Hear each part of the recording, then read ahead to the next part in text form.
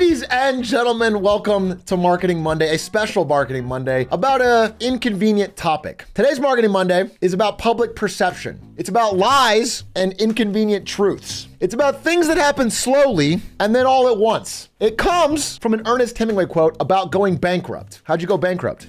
Two ways: slowly and then all at once, which may be appropriate, but I want to start with an example. Fair warning before I get into all of this. This is not really political any more than anything else is in America, okay? In 2020, this happened. Vote and let your senators know how strongly you feel. Now, make sure you, in fact, let people know you're a senator. I'm not going to answer the question because the question is radical left. Will you shut up, man? Listen, who is on your list, Joe? Who's on your list? Right. Gentlemen, we've ended this segment. We're going to move on to the second segment. That was really a productive segment, wasn't it? Keep yapping, man. The people understand, Joe. Joe Biden debated Donald Trump and by all accounts came out looking pretty well. In 2024, this happened. Strengthen our healthcare system, eligible for what I've been able to do with the with the COVID. With dealing with everything we have to do with. Look, if we finally beat Medicare. Thank you, President Biden. President Trump? It was not as successful. In those 4 years, clearly something changed in the age profile of Joe Biden. Clearly, he became less physically or mentally capable to do the highest office. So the question becomes, what point in the middle was that obvious? And if you look back, there may have actually been some signs. To all the members of Congress and Homeland Security Secretary, I'm not sure I'm going to introduce you all the way. But all kidding aside, she knew so long as she was 9. What was that? But when asked about it, there really wasn't much of a response. House has said the debate was simply a bad night and has maintained that Biden is on top of his game.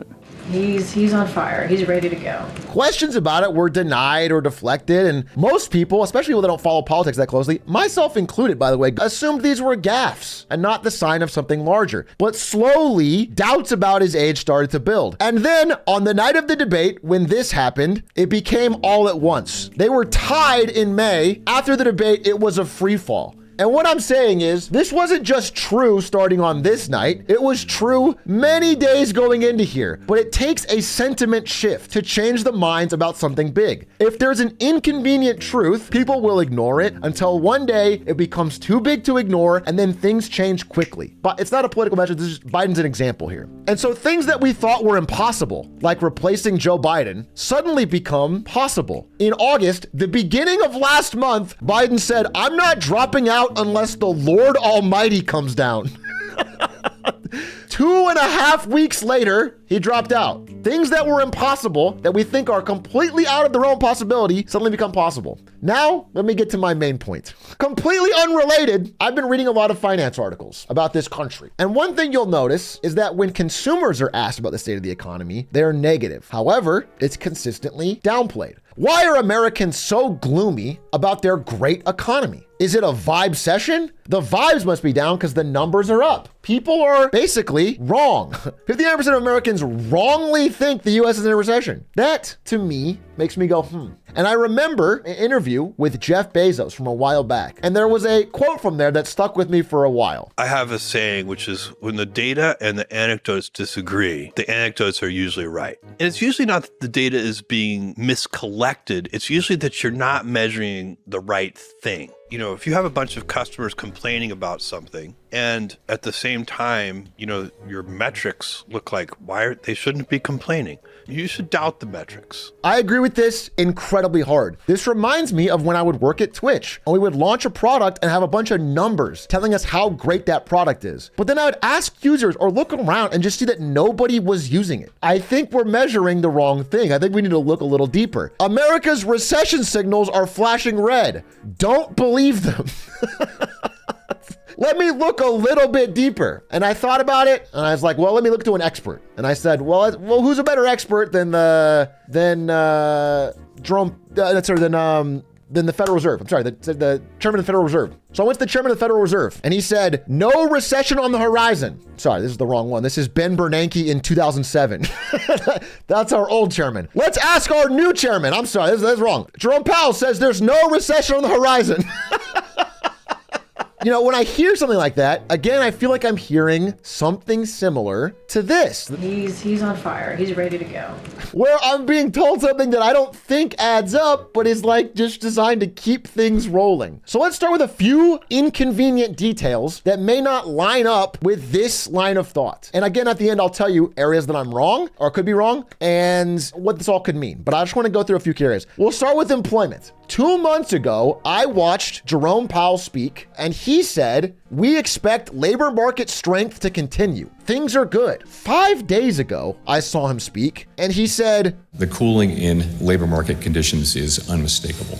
It's unmistakable. That's interesting. He said labor market strength was definitely going to continue. That confused me. Then I look at headlines. Cisco layoffs, 46,000 jobs cut in the last 2 years. I see AT&T layoffs, tens of thousands of jobs cut. I see Nike layoffs. I see Tesla layoffs. I see Michelin tire it's not even tech companies. I see like tire factories doing layoffs. There was 100,000 layoffs this month. Now, if they tell me that the job number is growing with all these layoffs, that means all of these high quality jobs are being replaced with different high quality jobs, if not more. Do we believe that? Is that 100%? Is it possible the new jobs replacing them are lower quality or non-existent? Just worth considering. And again, those job numbers we talked about, they get revised down quietly later on. So the huge job growth we had just got revised down by the most since 2009, 800,000 jobs less than they thought. But this article says why this time is different.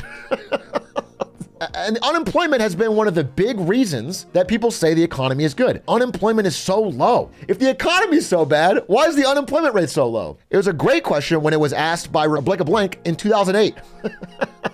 Now, what's funny is when she asked this, the economy was already in a recession, and they didn't know it until December. The signs were everywhere, but now it's official. We are in a recession. The research group that makes that determination made it today and said the recession actually started a year ago. It started a year ago because GDP numbers don't get revised down till later, and you might not know you're in a recession even when you're currently in one. The 2001 recession wasn't truly accurately finally labeled 2003. The 2007 recession, the GDP numbers weren't fully revised until 2018. There's a lot that we might not know in the moment that will be accurately reported on later. The SOM rule. This is a rule that basically says the unemployment will eventually hit a low. And when it rises more than half a percentage point off that low, we're likely in a recession. We triggered that in July. Now, Claudia Sahm is backed down a bit from her rule, but other people seem to think it still holds, considering it held here and here and here. This is a California stat, but all of the jobs that are being added are coming from the government. Almost every one. Only 5,400 of them were private sector. Almost all employment growth comes from government jobs. Actual private companies are not hiring, ghost jobs, laying people off. Here's an example. This is engineering jobs. You notice they all peaked in 2021 and 2022, and then have been way down since. Now, these two are still above the pre-COVID median, but software engineering is well below. It's harder to get a software engineering job now than it was before 2020. Things that I thought were keeping the economy afloat. Again, I've mentioned often that we have what you'd call a K-shaped economy, where a few people are doing well and most are doing bad. And I've been told, who cares if that's true? This part of the economy is spending so much that it'll keep us afloat. We'll just make things for them. The boom in travel spending has slowed. Even they are starting to slow down. Luxury goods companies their stocks are starting to fall. Even in this part of the economy that was holding things up. RVs are a great recession bellwether. They're the canary in the coal mine. When people buy RVs, economy's usually good. If you feel confident enough to spend a bunch of money on a stupid RV, usually you feel pretty good about your finances and your chances of the future. When they stop selling, it's a bad time, as it was in 2001, 2007, etc. Well, guess what? The RV downturn this year is turning apocalyptic. We're getting massive discounts. They're sitting on the lot unsold. People buy boats when times are good. They sell and don't buy when times are bad.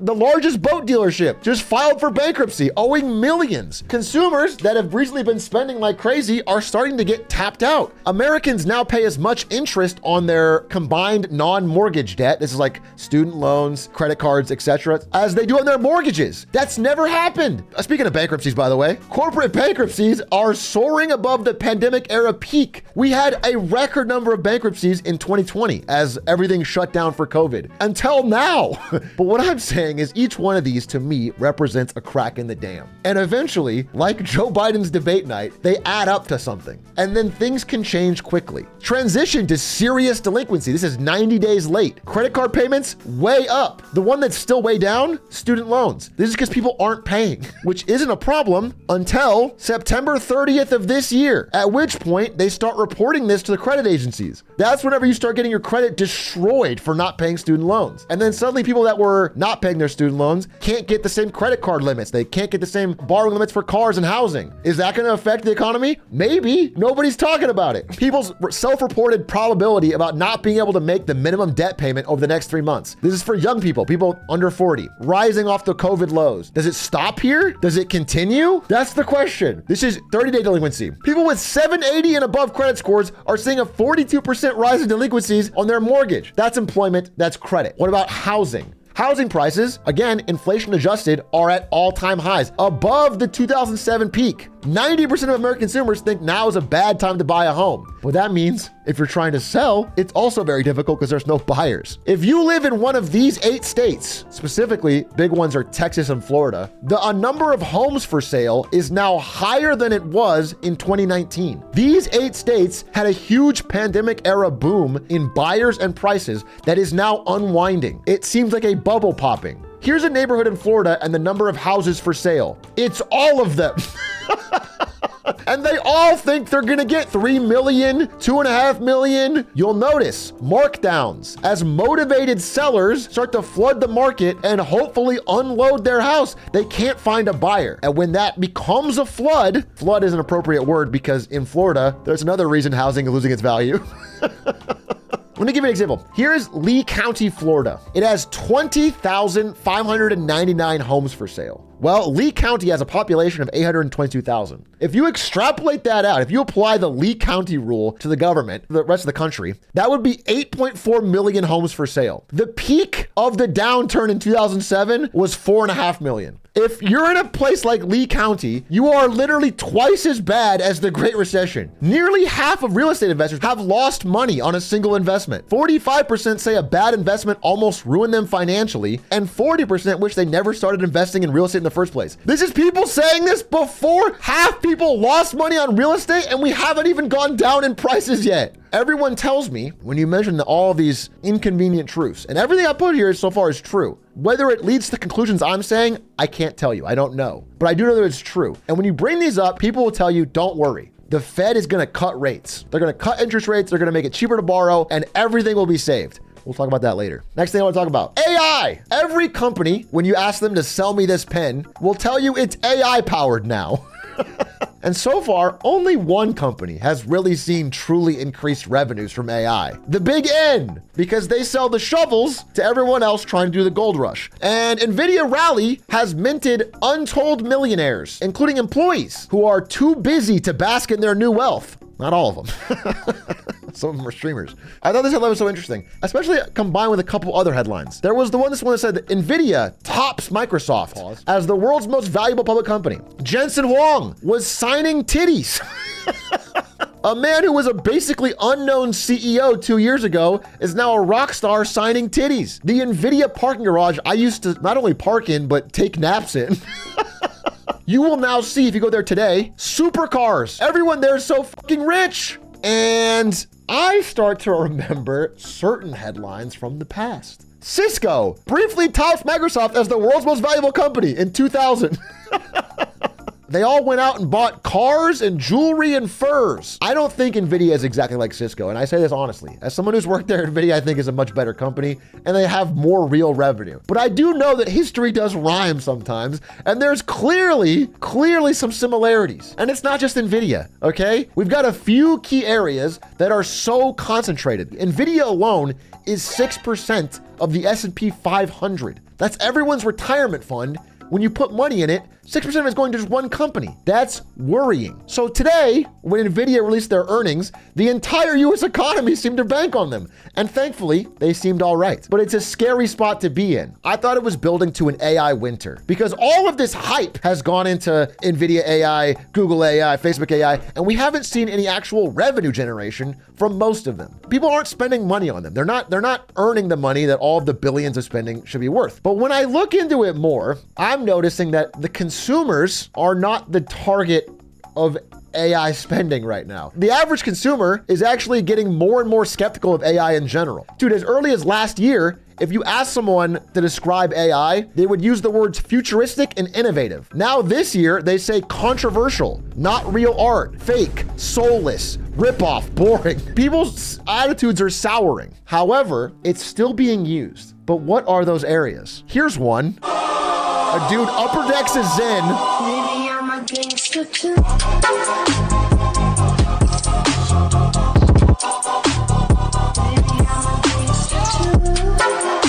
Screenshots his questions and AI generates his answers. And this doesn't apply just to schools, this applies to jobs. Here's a deleted post from Financial Careers. All he does is put everything into ChatGPT. It spits out a report and he turns it in. People are applying for jobs with AI. This person automatically applied for 1,000 jobs and got 50 interviews. What is the second order effect here? If everyone can apply to 1,000 jobs in 24 hours, how do recruiters respond? That leads to an arms race where the recruiters start using AI rejections. They forgot to even add the email address. No humans involved in the process. Reporters are being replaced with AI. This is a good one. This is an AI written article with an AI generated thumbnail. Tory Lanez has been sentenced to 10 years in prison for shooting Megan Thee Stallion. And it does this thumbnail. What this actually is CEOs realizing, okay, we can't use AI to make better products. What we can use it for is cost cutting. And what is their biggest cost? Employees. AI will shrink workforce within 5 years, say company execs. CEOs say generative AI will result in job cuts in 2024. When it's CEOs asked directly, they'll never say it. They'll say, we use it to enhance our current human employees. When there are anonymous surveys, they all say they are using AI for job. That's their number one thing is cost cutting. If that is the only thing that all of this stock growth is for, then that is not going to lead to a good thing for the economy. That is going to lead to people that can't spend on new products, and it's a downward cycle. And yet, through it all, everyone can tell me, have fun staying poor, idiot. The stock market is up. And they're right. We keep hitting all-time highs pretty regularly, and I can't argue with that. But I would like to mention a couple more inconvenient truths, okay? Prior to previous recessions, the stock market also hit all-time highs, including in 2007, right before they cut rates in September. We are headed to a rate cut in September. History might rhyme. And when we go into a downturn, people tend to underestimate how bad things can get and how quickly. Here's someone saying the stock market likely would fall no more than 10 to 15%, even in a worst case scenario. And that is probably a fair assessment. It just comes from Ian Scott at Lehman Brothers in 2007. His company went bankrupt and the stock market fell 55%. People will lie. They will downplay because nobody wants to talk against their own best interest. Warren Buffett's laughing at that. Why is Warren Buffett laughing? Because he just recently sold billions of his stake in Apple. He sold $1 billion of Bank of America, went to cash. That's weird. He's always been a buy and hold stock kind of guy. Why is he going all to cash? Why does Warren Buffett suddenly have more cash in US treasuries than the US government? Maybe he sees something coming. Maybe he thinks stocks might not go up. Important to mention, where are the areas that could be wrong? What are the inconvenient truths I'm not mentioning? The first one is nobody really knows how the government can change the rules during downturns. We remember this. It's possible the money printer could fire up yet again. We get a 2021 all over again, or at very least, deep rate cuts like I talked about. But if I again look at the past, every time in the past when the Fed started rate cuts, it was too late.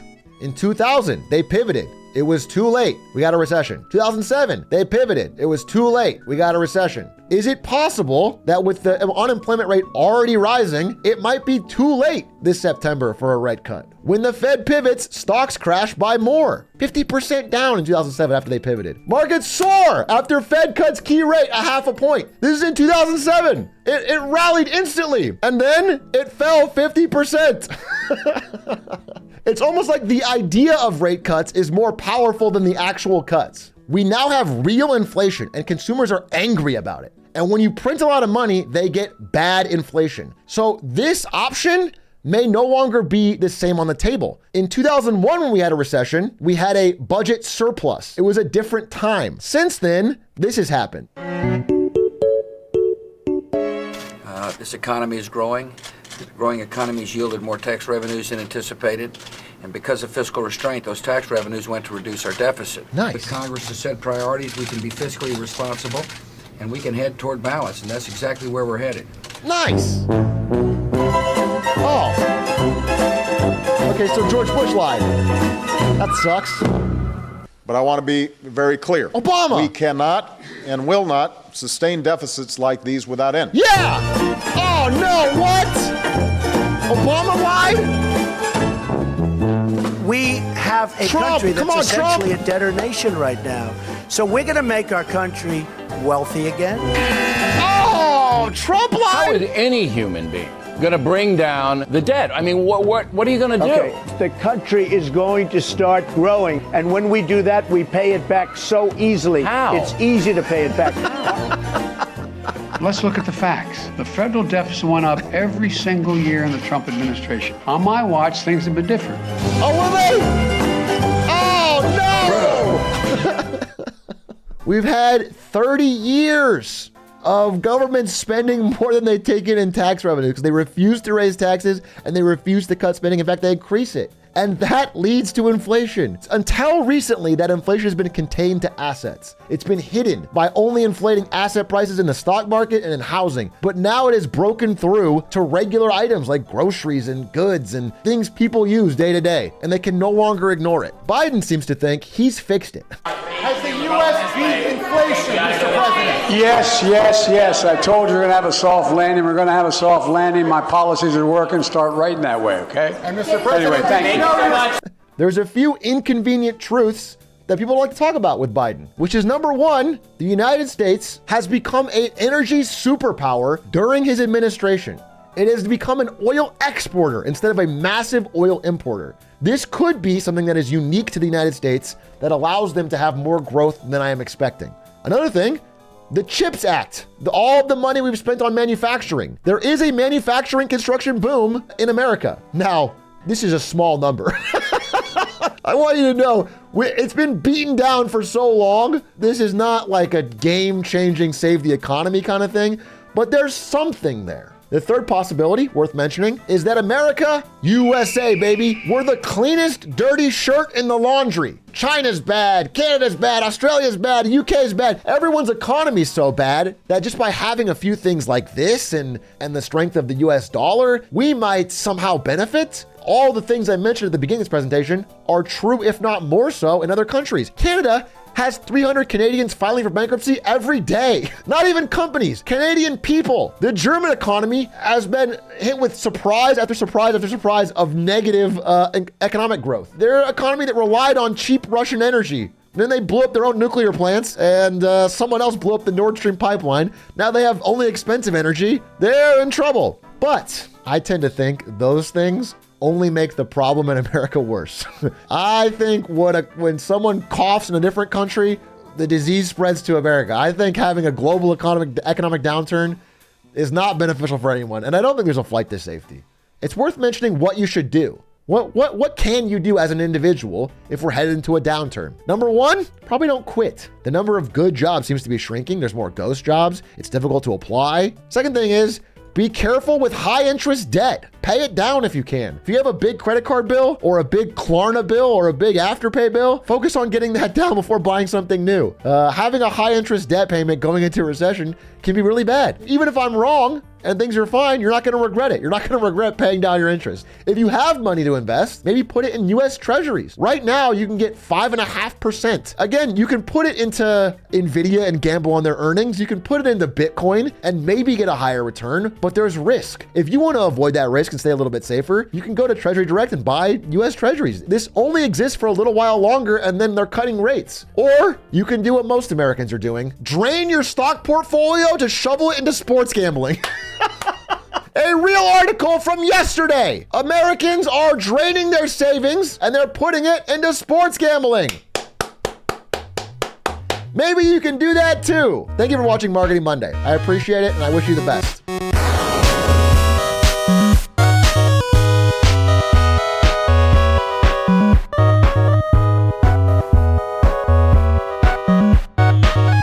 Try to find something else before quitting.